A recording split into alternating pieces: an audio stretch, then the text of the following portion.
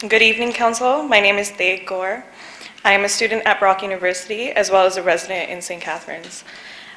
Today I'll be representing QTPOC, Queer Trans People of Color, which is a group that I co-founded last year due to the lack of resources reflective of both my experiences and the experiences of the wider racialized LGBTQ population. In St. Catharines, these experiences were evident in my placement at a local women's shelter in St. Catharines, where the lack of mental health resources, housing resources, combined with the lack of representation, directly impacted the well-being of LGBTQ residents. I also started facilitating workshops over a year ago, specifically for LGBTQ folks, in attempts to establishing a safer space in St. Catharines. However, there is still a dire need for larger systemic changes that can encompass the full range of issues that LGBTQ folks experience in this city. I'm asking the Council today for an LGBTQ advisory committee and an anti-racism committee, as it is especially important to recognize the fact that spaces that are predominantly cis, white, heteronormative, cannot fully encompass the needs of marginalized queer and trans voices.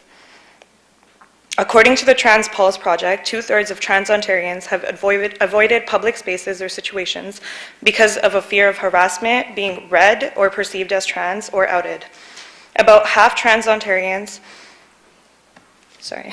have avoided 3 or more public spaces, with washrooms being the most commonly avoided space. With this in mind, it is very apparent that being LGBTQ seeps into the very existence of how we move, navigate spaces, access resources, and live. Racialized trans women experience higher levels of violence and are more vulnerable in the community due to the layers of oppression and intersections and identities.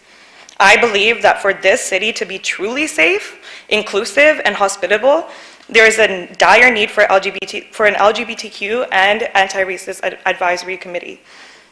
This will allow us to create safer spaces in the community so that every single person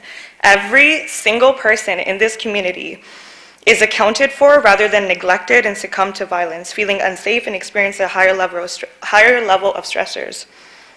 LGBTQ plus residents in St. Catharines deserve to be heard, seen, and given space, but also deserve the basic right that cisgender straight counterparts, white cisgender counterparts, do not have to think twice about. Simple but important things like being able to walk on the sidewalk, use public transportation, washrooms, and renting homes without being in constant fear.